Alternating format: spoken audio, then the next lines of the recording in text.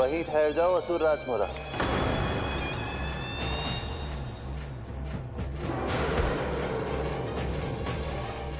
यहाँ क्यों आए? आपको पराजित करने और ये वैकुंठ जीतने, ताकि मैं यमलोक का स्वामी बन सकूं। फिर आओ, युद्ध भूमि में मेरा सामना करो।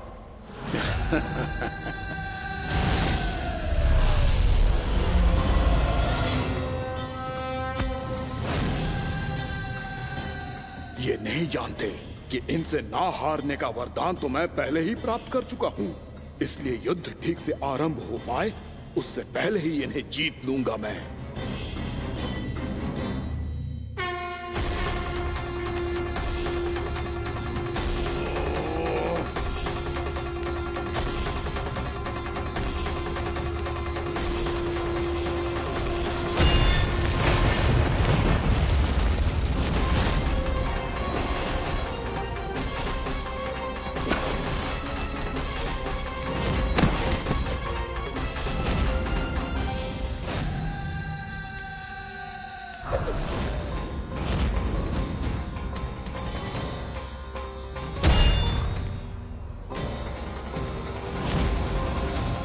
और इस प्रकार ये युद्ध वर्षों वर्षों तक चलता रहो।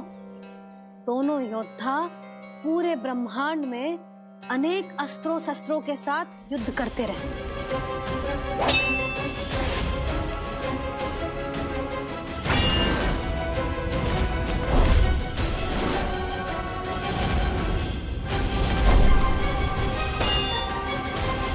फिर क्या हुआ मैया?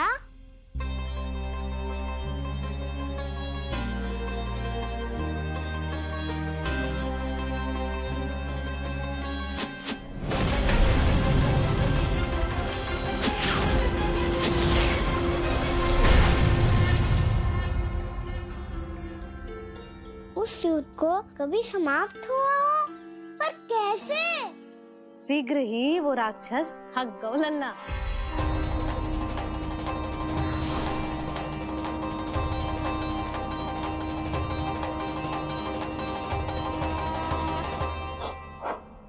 खड़े खड़े देख क्या रहे हैं नारायण? आक्रमण कीजिए, वध कर दीजिए मेरा।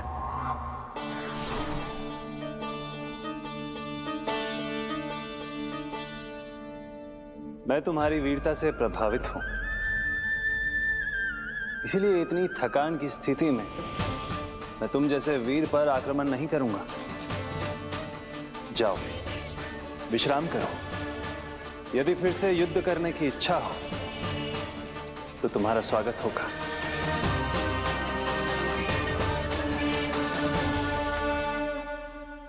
ये कह के श्री नारायण बद्रिका आश्रम चले गए और वहां हिमवत नाम की एक कंदरा में ध्यान लगा के बैठ गए। उधर वो राक्षस विश्राम करने लगो। अनेकों दिन बीत गए और अब वो राक्षस मूरा फिर से स्वस्थ होके बलवान हो गया था। उसने अपनी सारी शक्ति फिर से प्राप्त कर ली थी। श्री नारायण ने उस पर दया करी थी, पर वो फिर से श्री नारायण को छलने को तैयार होगा।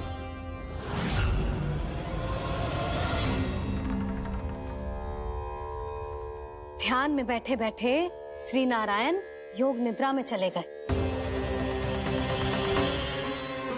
पर दुष्ट मूरा इसी अवसर का लाभ उठा के उनकी कंदरा में घुस आयो, ताकि वो सोते हुए श्री नारायण पे आक्रमण कर सके।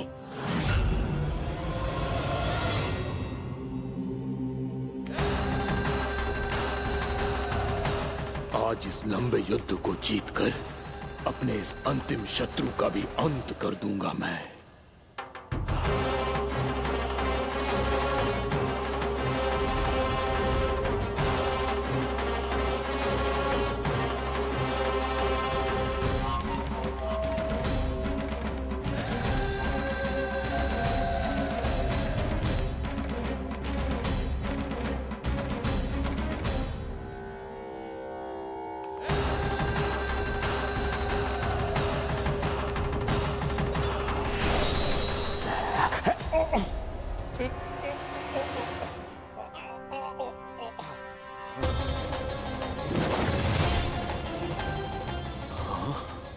दुष्ट राक्षस, प्रभु ने तुझ पर दया की, तुझे संभलने का अवसर दिया। तू इन्हीं पर ही छल से वार करने चला है।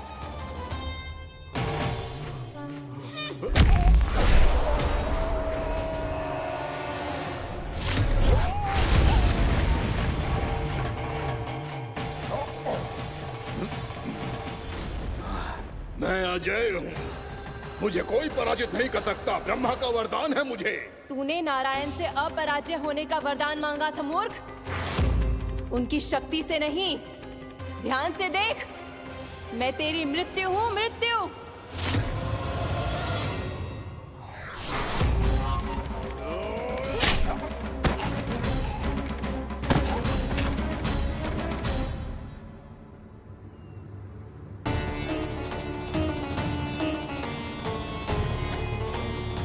वो देवी कौन सी छोटी माँ?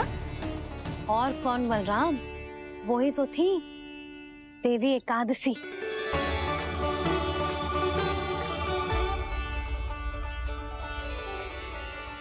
मुझे क्षमा कीजिए प्रभु, आपकी आज्ञा के बिना ही युद्ध करके आपके शत्रु को मृत्यु के घाट उतार दिया। क्षमा नहीं, आपकी तो प्रशंसा होनी चाहिए देवी। असुर राज को मारकर आपने सभी देवताओं को मुक्त करवाया है। इस पापी के अहंकार से तीनों लोकों की रक्षा की है आपने।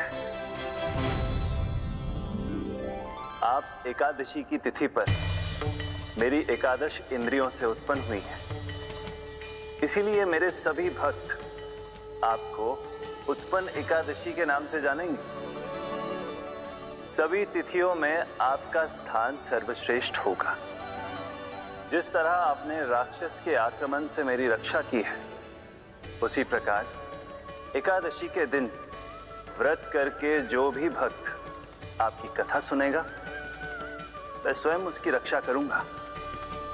जो आपकी पूजा करेगा, उसे मेरी विशेष कृपा प्राप्त होगी और उसके साथ साथ उसे मिलेगा धन, सिद्धि और मोक्ष।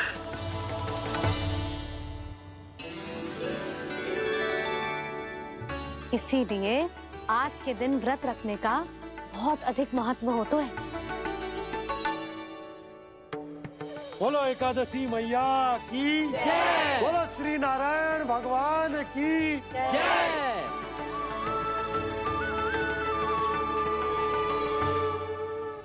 प्रभु की कृपा से एकादशी का महत्व भी पता चल गो और मेरा व्रत भी सफल होगा। अभी नहीं भूला राम, एकादशी का व्रत पूरी तरह तभी सफल होता है जब द्वादशी के दिन उसे पूरा किया जाता है।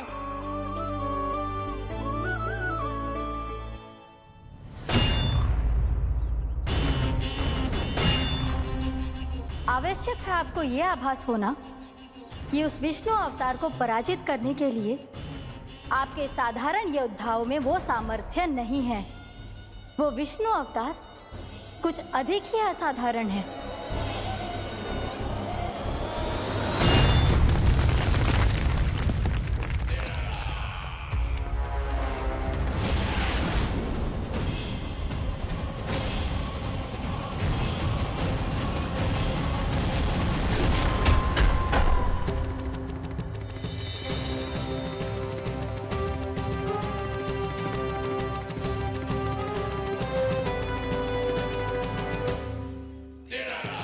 अब मैं दिखाऊंगा उस विष्णु अवतार को असाधारण शत्रु क्या होता है।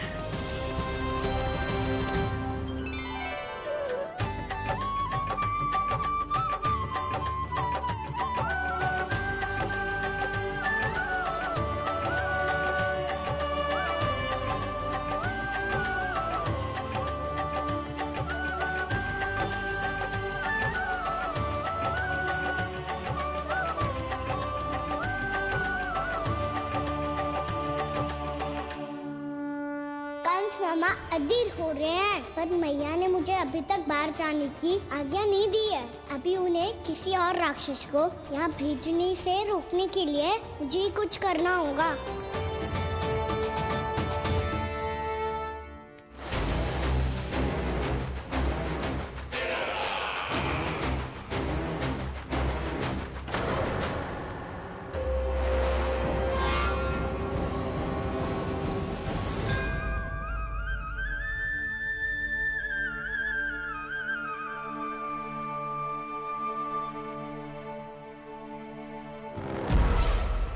कौन हो तुम? बचपन से ही मुझे मारने का सपना देख रहे हैं, सिर्फ मुझे ही नहीं पहचानते।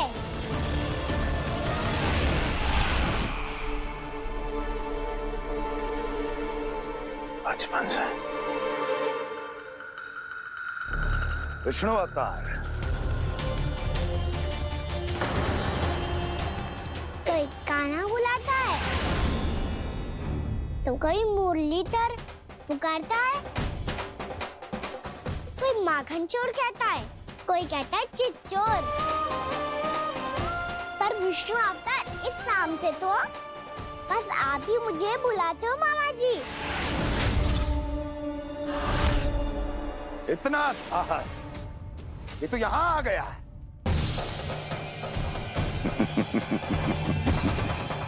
यहाँ आ तो गया तू विष्णु अवतार, किंतु यहाँ से जीवित नहीं जाएगा। तेरे इस शीश को तेरे धड़ से अलग कर दूंगा मैं।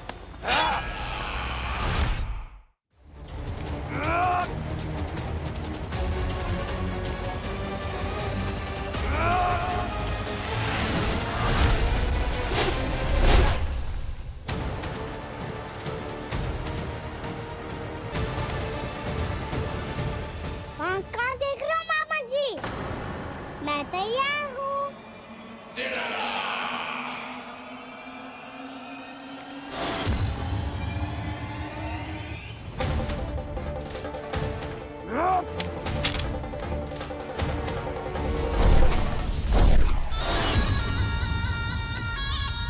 मामा जी, आप सदैव इसी तरह क्रोध में रहते हो क्या?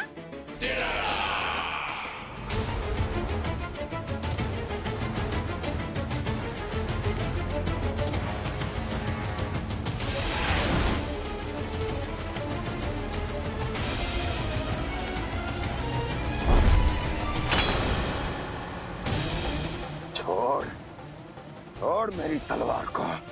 छोड़ो तो तब जब पकड़ा हूँ।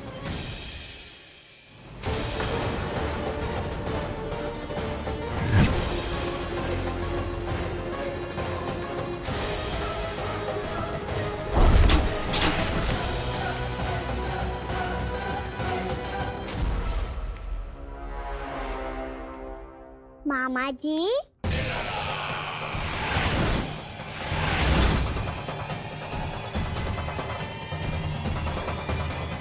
आप थक गए होंगे, थोड़ा विश्राम कर लो।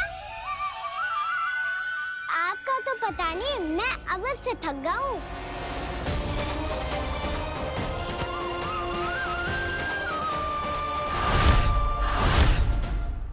मेरे सिंहासन पर बैठने का तो साहस।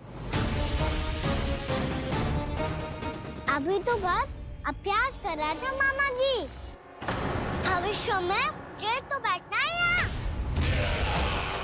आपने बल प्रयोग करके से अपने पिताजी से छीना था, मैं आपसे छीन लूंगा।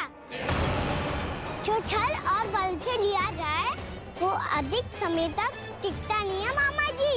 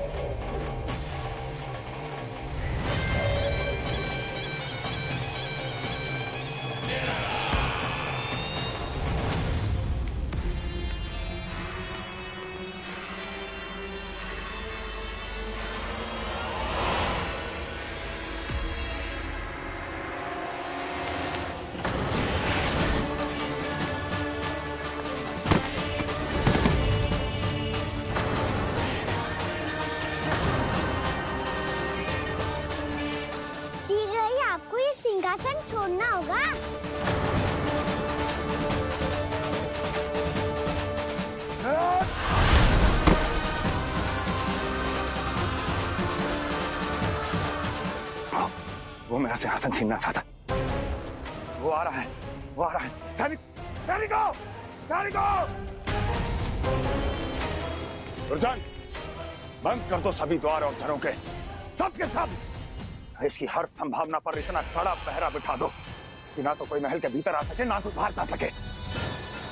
मुझे महल की चप्पे चप्पे की सूचना चाहिए। जाओ।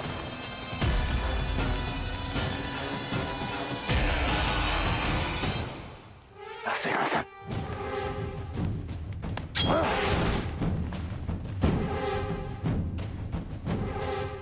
अब आ, दुष्ट मायावी, ए छलिया विष्णु अवतार, मैं कंस तेरी प्रतीक्षा कर रहा हूँ। देखता हूँ मेरे सिंहासन पर कैसे बैठता है तू। मुझे तो बस कुछ समय चाहिए था, वो मिल गया। अब करते रहिए आप प्रतीक्षा।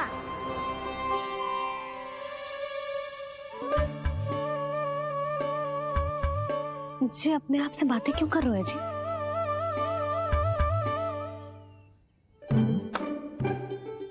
आप मुस्कुरा क्यों रहे हो?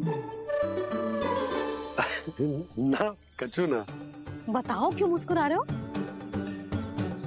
तुम ही पर गए हैं जी। जब तुम व्रत करती हो तो तुम भी ऐसा ही करती हो।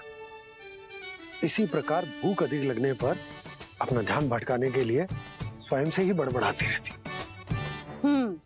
होगा। आपको तो बस मेरा उपहास उड़ाने के लिए बहाना चाहिए।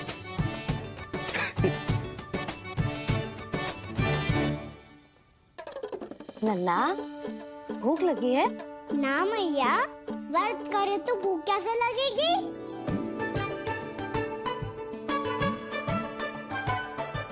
यदि लगी हो तो छोटे बालकों को थोड़ी बहुत भूल चूक क्षमा होती है। कछु ना तो फल तो तू खा ही सकते है। अब तो पूरे नियम और विधि विधान से व्रत तोड़ूंगा। कल द्वादशी के सुबह मुहूर्त के अनुसार। ठीक।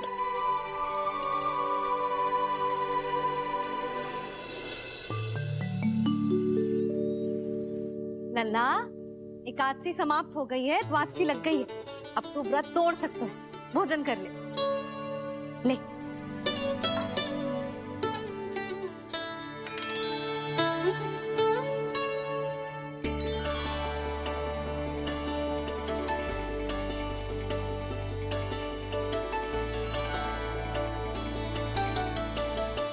आज तो कार्य कर लीजिएगा। मैं ना चाहती कि सब गांव वाले फिर से आपका उपहास उड़ाएं। अरे, इसी क्षण कार्य आरंभ करना आवश्यक ना है। कुछ खा तो लो।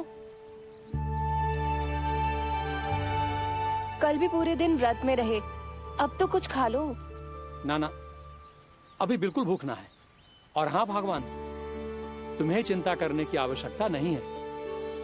आज मैं किसी को भी 2 शब्द कहने का अवसर नहीं दूंगा। अरे, कुछ खाओगे पियोगे नहीं तो कैसे रहोगे?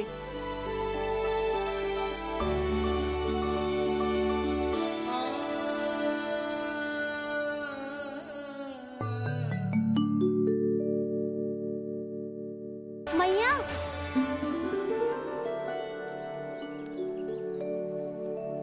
मैया पहले व्रत तोड़ के कछु खा तो लो। अभी ना, लौट के आने के बाद। हाँ,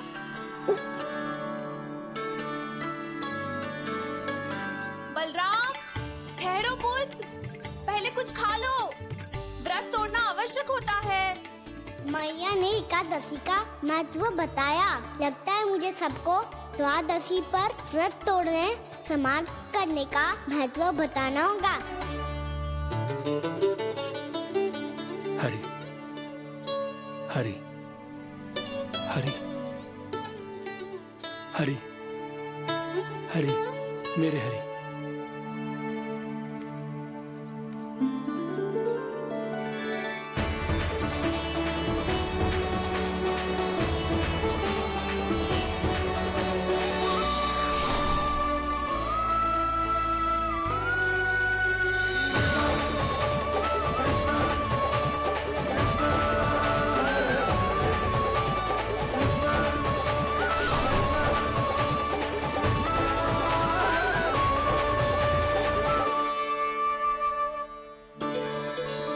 अभी अभी तो मैंने बच्चों की माँ को वचन दिया था कि आज किसी को शिकायत करने का अवसर ना दूंगा, और अब मैं प्रभु श्री हरि की कल्पना जसोमती रानी के लल्ला में ही करने लगा।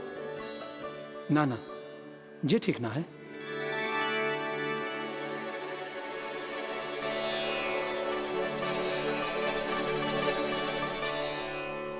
ठीक ही तो है, बिल्कुल सही पहचाना है आपने। बड़े तो बड़े, अब तो बालक भी हमारा उपहास उड़ाने लगे। मैं आपका उपहास नहीं उड़ाने आया, मैं तो आपके एकादशी के व्रत को पूरा कराने आया हूँ।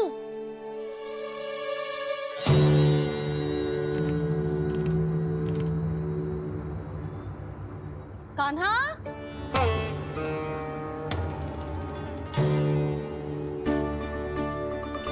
तो ये रे आपकी छड़ी और ये रे मेरी पीठ, सेक देना तापर तोड़। आज तो इसकी पीठ सेक के रहूंगी मैं। मैया घर पे भूखी मुझे ढूंढ रही होगी। लो आज द्वादशी के दिन पहले प्रहर में भोजन करके अपना एकादशी का व्रत पूरा करो आप। धन्यवाद राजकुमार, पर अभी हमें भूख नहीं है। बहुत सारा काम पड़ा है, और अभी थोड़ी ही देर में शंकरी बहन भी अपनी मटकी लेने आती होंगी।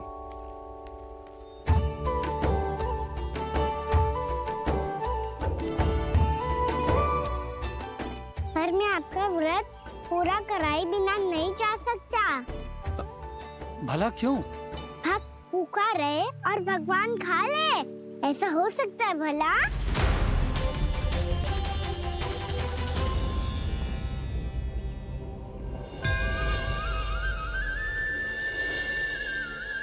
ये कैसा भ्रम हो रहा है मुझे लगता है अपना काम करना चाहिए। द्वादशी के पहले प्रहर में व्रत पूरा करना बहुत आवश्यक होता है, ना तो एकादशी का व्रत भी पूरा ना मानो जातो।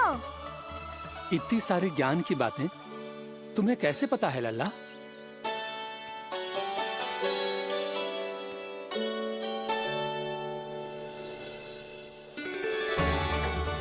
जैसे एकादशी की कथा होती है, वैसे द्वादशी की महिमा भी एक बहुत महत्वपूर्ण कथा है।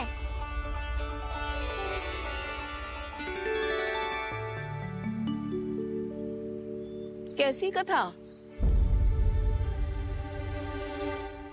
बिल्कुल सही समय पे आई हो आप, क्योंकि आपको ये कथा आपको अवश्य सुननी चाहिए।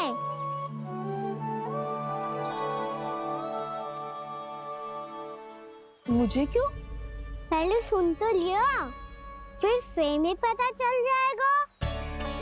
बहुत समय पहले एक राजा हुआ करते थे, राजा अम्बरीश। भगवान श्री हरि के बहुत बड़े भक्त थे। ओम नमो नारायणाय। ओम नमो नारायणाय।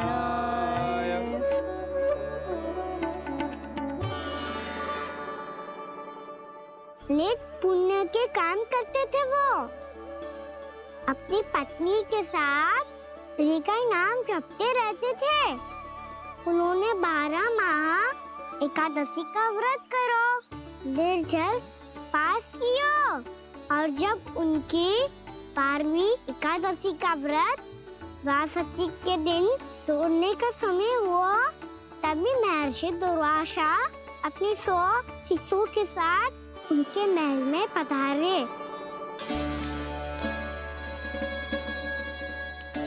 प्रणाम स्वीकार करें महर्षि। आप जैसे महान ऋषि मेरे राज्यसभा में आए, वो भी ऐसे अवसर पर जब मैं और मेरी पत्नी निरंतर 12 एकादशियों के बाद अंतिम एकादशी का व्रत तोड़ेंगे। इससे बड़े सौभाग्य की क्या बात हो सकती है हमारे लिए? आज आपके साथ साथ मेरा और मेरे शिष्यों का एकादशी व्रत भी पूरा होगा।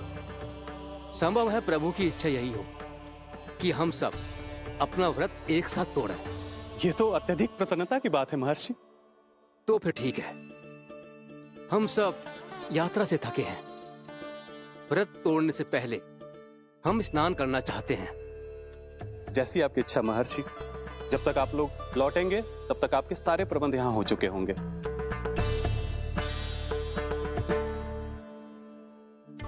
महर्षि दुर्वासा स्नान करने गए थे, पर उन्हें लौटने में विलंब हो रहा था और इधर द्वादशी पर व्रत पूरा करने का मुहूर्त बीता जा रहा था।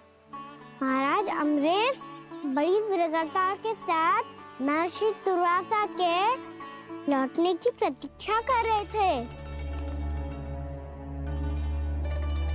महाराज, व्रत तोड़ने का मुहूर्त बीता जा रहा है। बस कुछ ही समय बचा है। महर्षि और उनके शिष्यों को लौटने में न जाने कितना समय लग जाएगा। मेरा सुझाव है कि आप मुहूर्त समाप्त होने से पहले व्रत अवश्य तोड़ लें। गुरुदेव, हमने महर्षि दुर्वासा को वचन दिया है कि जब तक वो लौटेंगे नहीं तब तक हम व्रत नहीं तोड़ेंगे।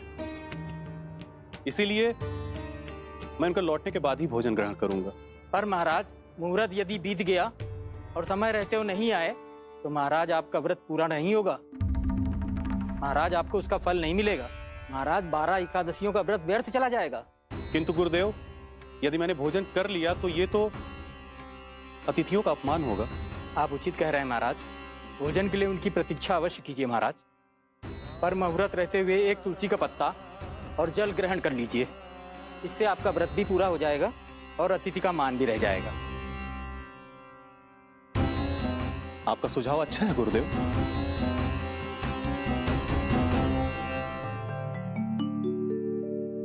जैसे ही महाराज ने तुलसी का पत्ता खाया,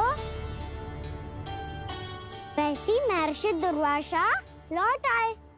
महाराज,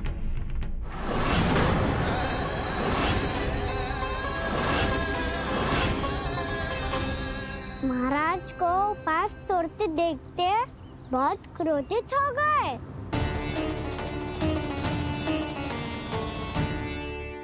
बहुत बड़े भक्त हैं आप, परंतु आप ये नहीं जानते अपने अतिथियों के साथ कैसा व्यवहार करना चाहिए। आपने हमें साथ भोजन करने का वचन दिया था, पर अपना व्रत क्यों तोड़ा आपने? महर्षि, मैंने भोजन नहीं ग्रहण किया। कहीं मुहूर्त न निकल जाए इस कारण मैंने एक तुलसी का पत्ता ग्रहण कर लिया। 56 भोग खाया हो या एक पत्ता, अपना व्रत तोड़कर अतिथियों का अपमान किया है, मेरा अपमान किया है। अब आपको दंड भोगना होगा ताकि आप सीख पाएं कि अतिथियों के साथ कैसा व्यवहार होना चाहिए। महर्षि, आप जो भी दंड मुझे देंगे मुझे स्वीकार है, किंतु आप क्रोधित मत होइए। क्रोध का कारण आपने दिया है महाराज। एक महर्षि का अपमान करके राक्षसी प्रवृत्ति का परिचय दिया है आपने। इसीलिए अब एक राक्षसी आपको दंड देगी।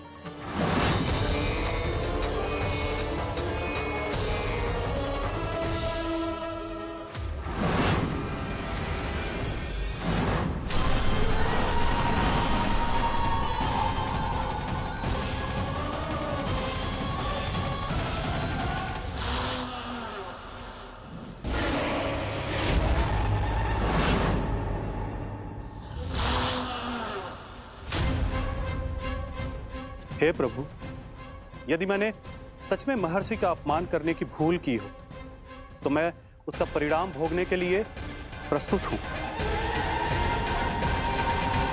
ओम नमो नारायणाय, ओम नमो नारायणाय नमः। महर्षि दुर्वासा को यह आभास ही नहीं था कि महाराज अम्बरीश ने उनका अपमान नहीं किया था। फिर भी उसे अपमान मान के वो श्री नारायण के भक्त पे संदेह कर रहे थे। मैंने भी तो भोला राम की भक्ति पे संदेह किया था।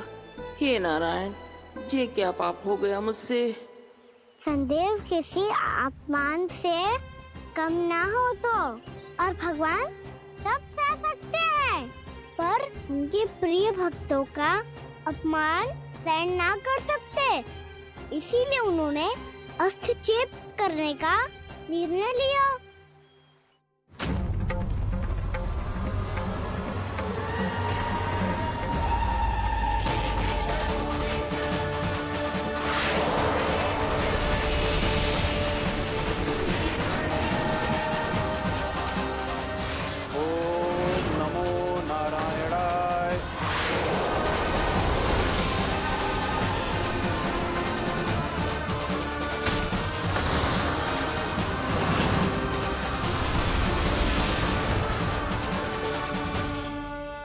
फिर भगवान का वो सुदर्शन चक्र महर्षि दुर्वासा के पीछे पड़ गया।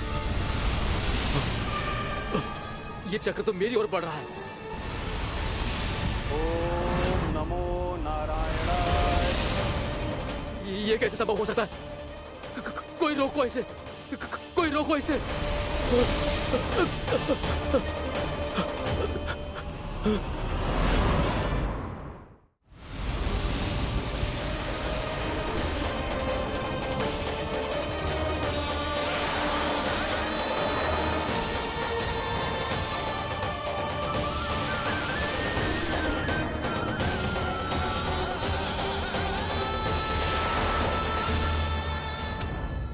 चक्र से अपने प्राण कैसे तैसे बचाते बचाते महर्षि दुर्वासा ब्रह्मलोक जा पहुँचे।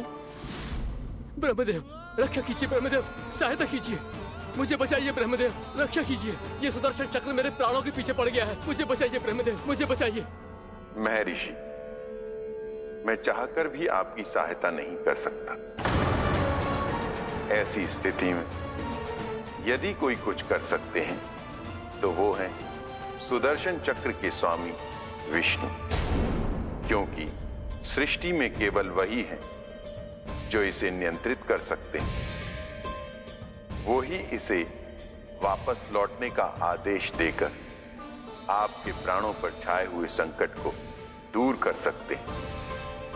किंतु हां, मैं सुदर्शन चक्र से इतना अवश्य कहूंगा कि जब तक आप विष्णु लोक में पहुंच नहीं जाते, वो आपको किसी भी प्रकार की हानि ना पहुंचाए। आपका बहुत बहुत धन्यवाद, आपकी सदा ही जय हो।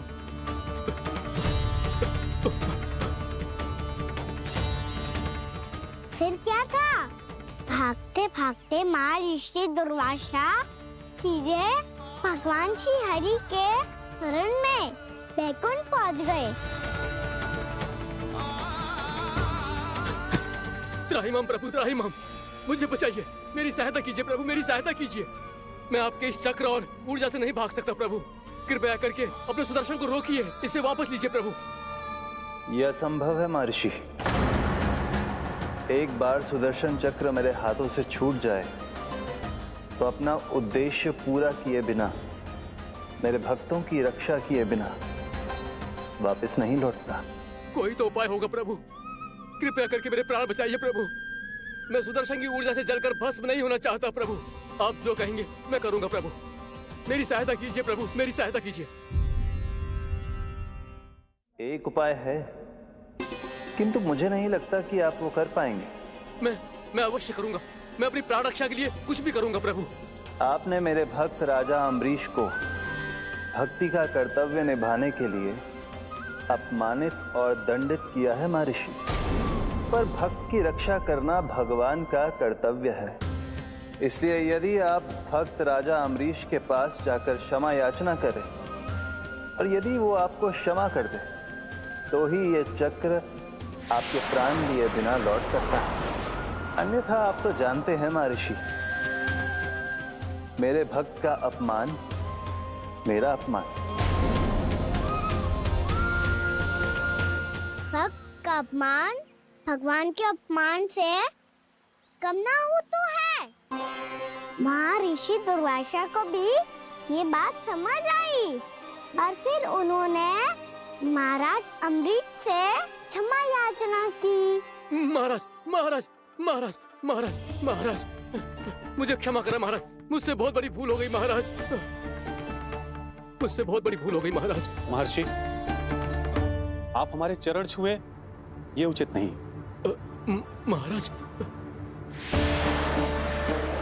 महाराज अम्बरीश, आप नारायण के सच्चे भक्त हैं। मैंने आपको अपमानित किया, दंडित करने का प्रयास किया महाराज। इस अपराध के लिए मुझे क्षमा कीजिए महाराज, और इस सुदर्शन चक्र से मेरे प्राण बचाइए महाराज।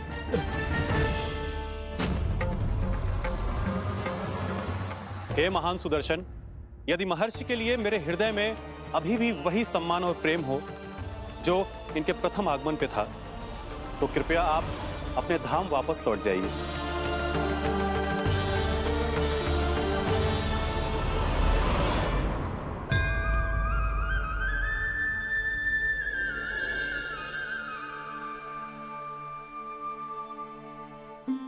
आपका बहुत बहुत धन्यवाद महाराज अम्बरीश।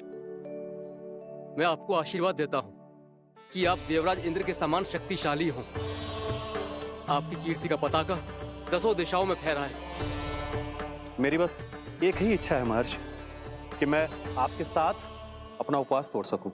अवश्य महाराज, हम सब भोजन आपके साथ करेंगे और अपने आप को नारायण की सेवा में अर्पित करके व्रत को पूरा करेंगे, क्योंकि आज जो यहाँ हुआ है उससे सिद्ध हो चुका है कि एकादशी व्रत का फल द्वादशी की सुबह भोजन करने से ही प्राप्त होता है। इस कथा से हमें पता चलता है कि सभी को द्वादशी के सुबह भर पेट भोजन करके एकादशी का व्रत पूरा करना चाहिए। और दूसरी बात, भगवान की सच्ची भक्ति अपमान कभी ना करना चाहिए। उनके साथ सदैव प्रेम से व्यवहार करना चाहिए। यही भगवान को सबसे अधिक प्रिय है। भैया भोला राम, मैंने भी श्री हरि पे तुम्हारे विश्वास का उपहास उड़ाया था, मुझे क्षमा कर दो। ना ना, आप क्षमा मांगकर मुझे लज्जित मत करो, आप तो मेरी बहन जैसी हैं। जब महर्षि दुर्वासा जैसे महान ऋषि को भी प्रभु के भक्त से क्षमा मांगनी पड़ी, तो मैं तो बहुत ही तुच्छ हूँ। मुझे आपकी किसी भी बात का बुरा ना लगा। पर पता है प्रभु को कौन सी बात सब भूला रखता है? कौन सी बात? जब उनका भक्त भूखा रहे, समय पे अपना व्रत पूरा ना करे। और जैसा कि आप सभी ने अभी कथा से सीखो है, एकादशी के व्रत को द्वादशी की सुबह अवश्य पूरा करना चाहिए। अब आप जाओ, अपना व्रत पूरा करो।